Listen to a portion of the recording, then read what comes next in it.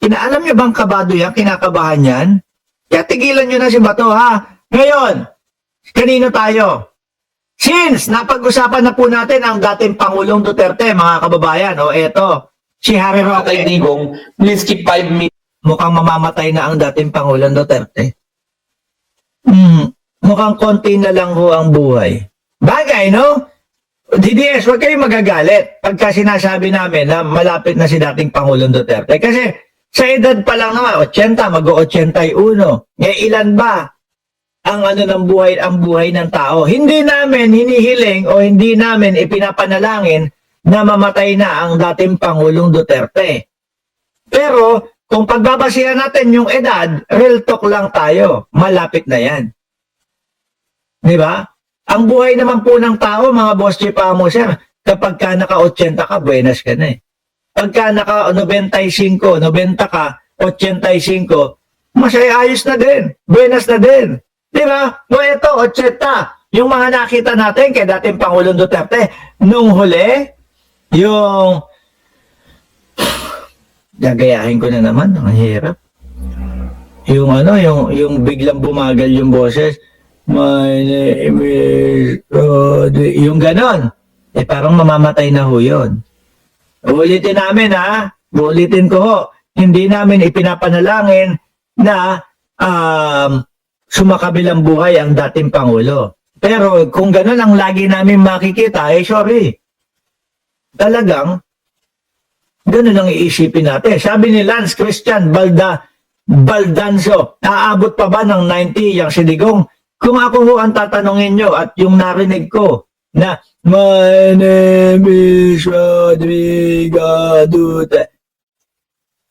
Iniisip ko yan, 2 taon, mahaba na 3 taon.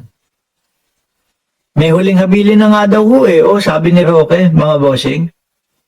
May huling habilin na daw po ang dating Pangulo, mga kababayan. Pakinggan ho natin, ha?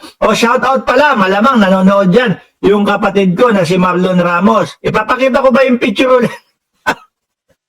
So, ipakita ko daw yung picture nung, kasi nababad trip yung kapatid ko. No, sabi niya, lagi mong pinapakita yung picture na Duterte yung ko. Yung t-shirt ko, tsaka yung sasakyan ko, hindi mo pinapakita na sumisigaw tayo ng Marcos noong ikinakampanya o nung kampanya ni Pangulong Bongbong Marcos sa Marikina. Wala naman akong picture nun. Ito, ayaw niya ipakita na ito. Dati, proud na proud mga bossing. Ayan, tanggalin mo na natin si Roque. Ayan, yung kapatid ko, dati proud na proud dyan sa picture na yan. No, si Marlon Ramos, ngayon, ayaw na. Bakit? Sabi sa akin, ipakita mo yung litrato, yung picture natin noong Uniteam, yung sumisigaw tayo ng Marcos, doon sa Marikina. Di ba? Ngayon, balikan na natin si Roque. Tatay Digong, please keep 5 minutes bago siya pumunta sa Panginoon. Naku, ayan na. Ang tanong, saglit lang. Roque, sabi ni Rochela Coralbar, single daw po ba? Naku po, mayayari tayo. Married yun. Ang sinasabi ni Roque, 5 minutes daw bago pumunta sa Panginoon. Sinong Panginoon ang tinutukoy mo dyan? Di ba? Kasi po, kung sasabihin mong Panginoong nasa itaas o ang Diyos na nasa itaas, hindi naniniwala dyan si dating Pangulong Duterte. Natawag pa nga stupido yun, di ba? Di ba, Mark Estacador? Natawag pa nga stupid. Sino ba ho stupid God? Ganun pa nga yung sinabi ng dating Pangulong Duterte. Ang Pope, pumasyal sa Pilipinas, nagkaroon ng traffic. No, syempre, given na ho yan. Kung saan dadaan yung sasakyan ng sinasakyan ni Pope, magiging traffic po doon, mga boss. Mumurahin ng dating Pangulong Duterte. Umuwi ka na, no? PI ka. Ngayon, mga bossing, mukhang nasagot na natin yung katanungan natin. Yung Diyos ba sa taas o yung Diyos ba sa baba? Mukhang yung Diyos po sa baba ang tatanggap sa kanya, mga bossing.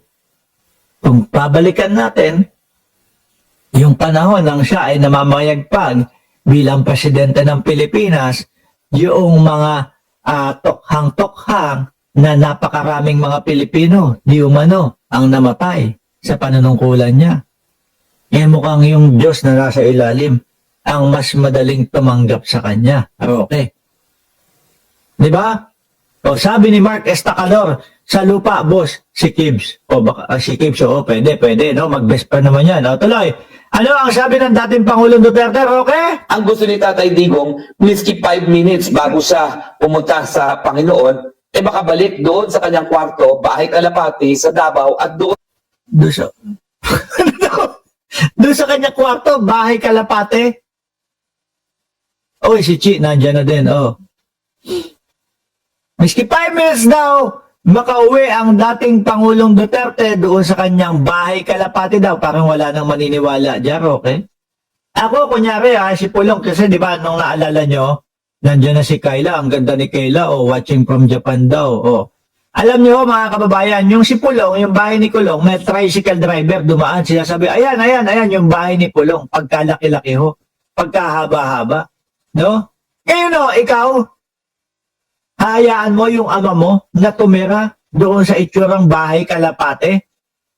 Hindi. Di ba? Hahayaan mo yung ama mo walang birthday cake doon sa kanyang birthday pagkadami-dami ng pera? Wala nang maniniwala dyan, okay? No? Sinasabi ho nila na si dating Pangulong Duterte, ang request niya umuwi ng Pilipinas. Aba, uulitin ko ho.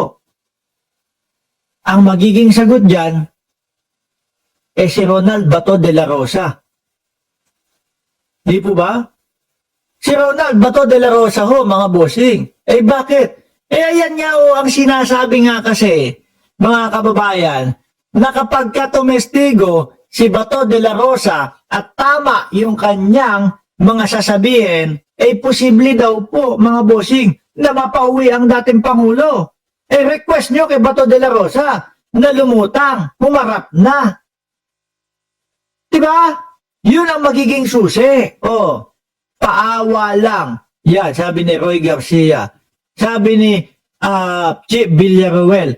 Harry Chupa Chups, yung candy ho yun, mga kababayan, ha? Sumuko ka.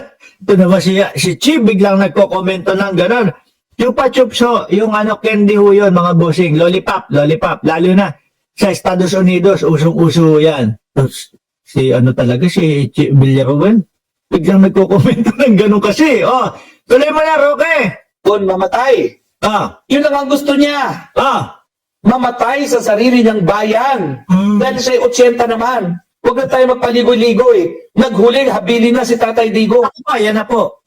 Alam nyo, mga kababayan, kapag may mga huling habilin na, talagang malapit-lapit na po yan. Siyempre, yung mismong tao, nararamdaman niya na kumbaga, nako, yung katawan ko hindi na kinakaya.